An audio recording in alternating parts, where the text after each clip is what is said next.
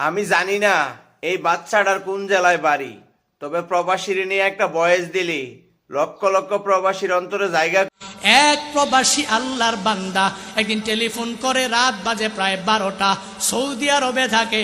Telephone করে বলে, হুজুর একটু আগে আপনার মায়ের একটা বয়ান শুনলাম। মা বাবার বয়ান শোনার পরে এবার মনে করলাম আমার কিছু দুঃখের কথা আপনার কাছে শেয়ার করব। প্রবাসী আল্লাহর বান্দা গভীর রাতে আমারে টেলিফোন কইরা কইরা বলতে লাগলো, হুজুর আমার মা বাবার বয়ান শোনার পরে আমি ভাবলাম আপনার কাছে আমি একটু শেয়ার করি। হুজুর 4 বছর পর্যন্ত আমি আমার বাংলাদেশে আমার মায়ের কাছে যেতে পারলাম না। 4 বছর পর্যন্ত আমি আমার বাবার কাছে যেতে পারলাম না। প্রবাসের মধ্যে থাকলাম 4 বছর পর্যন্ত আমি প্রবাসে বাংলাদেশে আসতে পারি নাই। হঠাৎ চিন্তা করলাম এবার ছুটিতে একটু বাড়িতে যাওয়া লাগবে। এবার আমি আমার স্ত্রীর জন্য তো কিছু নেওয়া লাগবে, আমি আমার ছেলের জন্য তো কিছু নেওয়া লাগবে, আমি আমার মায়ের জন্য তো কিছু নেওয়া লাগবে, আমি আমার বাবার জন্য তো কিছু নেওয়া লাগবে। আমি স্ত্রীকে বললাম, স্ত্রী বলো না তোমার কি লাগবে আমায় বলো। স্ত্রী আমায় বিশাল একটা লিস্ট দিয়া দিল, এটা আনবা ওইটা আনবা ওইটা আনবা, বাংলাদেশে এটা ভালো না, সৌদি আরবে এটা ভালো, তোমার আনাই লাগবে, আনতেই হবে। হোয়াটসঅ্যাপের মধ্যে বিশাল একটা লিস্ট আমার বউ আমার জন্য পাঠায়া দিল। আমি আমার স্ত্রীকে বললাম, স্ত্রী তুমি আমার ছেলের হাতে মোবাইলটা দাও। ছেলের হাতে যখন মোবাইলটা দিয়া দিল, আমি আমার ছেলেকে জিজ্ঞাসা করলাম, হে ছেলে তোমার কি লাগবে তুমি আমায় একটু বলো না, যা বলবা আমি বাবা মায়া করে তোমার জন্য সব নিয়ে আসব। ছেলেটাও সব একটা বড় লিস্ট আমার জন্য হোয়াটসঅ্যাপের মধ্যে পাঠায়া দিল। আমি আমার ছেলেকে বললাম, মেরে ছেলে আমার বাবার কাছে তোর দাদার কাছে তুই মোবাইলটা নিয়ে যাও।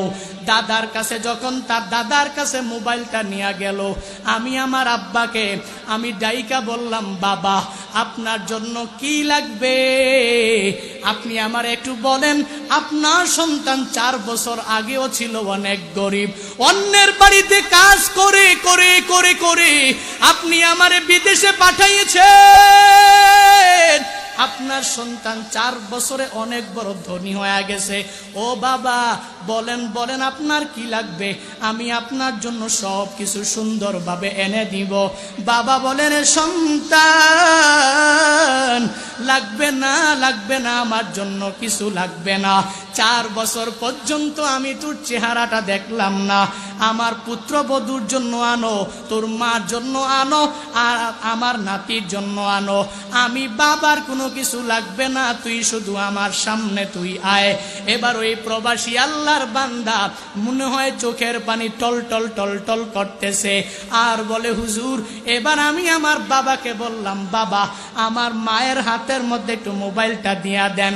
মায়ের হাতে যখন মোবাইলটা দিয়া দিল, আমি আমার মাকে শুধুমাত্র একবার বললাম, 4 বছর পর্যন্ত মা তোমার চেহারাটা কেমন আমি দেখি নাই, ভিডিও কলের মাধ্যমে যাই দেখি, কিন্তু সরাসরি তোমার চেহারা আমি 4 বছর দেখতে পেলাম না।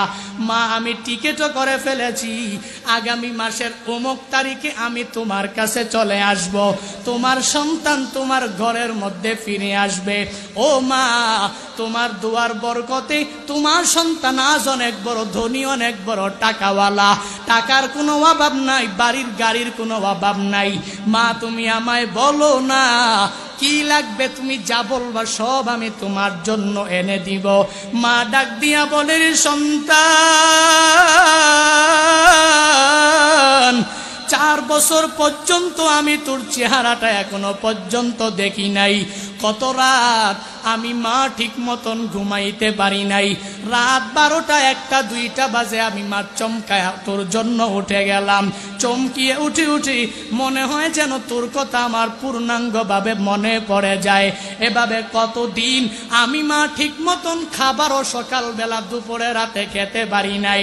তুই যে আমার মালিক, আমার কুলে আসবি,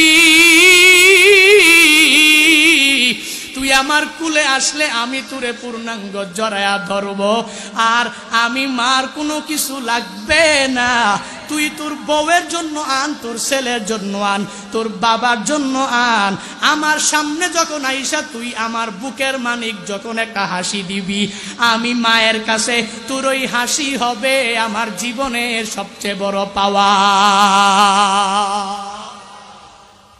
ওই প্রবাসী আল্লাহর বান্দা বলে, হুজুর আমি তখন পূর্ণাঙ্গ পরীক্ষা করে নিলাম, হুজুর আমার বউটা তো আমার এই কথা বলে নাই, আমার ছেলেটাও আমার এই কথা বলে নাই, আমার মা আমাকে যেই পরিমাণ সুন্দর জবাব দিয়েছে, আমার বাবা যেই পরিমাণ সুন্দর জবাব আমাকে দিয়েছে, এরে মুরাদনগরের মানুষ কি বুঝাইতে চাইলাম জানো জানো জানো? নিজে একটা সুন্দরী রমণী পাইয়া আজকে তুই মারে ভুলে যাও রে যুবক। নিজে একটা সুন্দর রমণী পাইয়া, সুন্দরী আর সন্তানাদি পাইয়া ওই বাবারে ভুলে যাও, ঢাকার শহরের বড় বড় বড় বড় বিল্ডিং এ তুমি ঘুমাও। ওই মায়ের খবর নিলা না, ওই বাবার খবর নিলা না, শ্বশুরে নিয়া শাশুড়িরে নিয়া শালিদেরকে নিয়া শ্বশুর বাড়ির আত্মীয় স্বজনরে নিয়া কত সুন্দর করে করে করে করে তুমি চলাফেরা করলা। নিজের মায়ের খবর নাই, নিজের বাবার খবর নাই। আমিও তো বলি তোমার মতো যুবক দুনিয়াতে বেঁচে থেকেও কোনো লাভ নাই। যেই যুবক এত বড় নিমক হারাম, যেই মা এত কষ্ট করে লালন পালন করলেন মায়ের খবর নিলা না, যেই বাবা এত কষ্ট করে করে লালন পালন করলেন খবর নিলা না। আমিও তো বলি এই যেই যুবকরা মায়ের খবর নেয় না, বাবার খবর নেয় না, শ্বশুর শাশুড়ির খবর নিতেও ভুলে না, এদের মতো নিমক হারাম দুনিয়াতে কেউ হতে পারে না।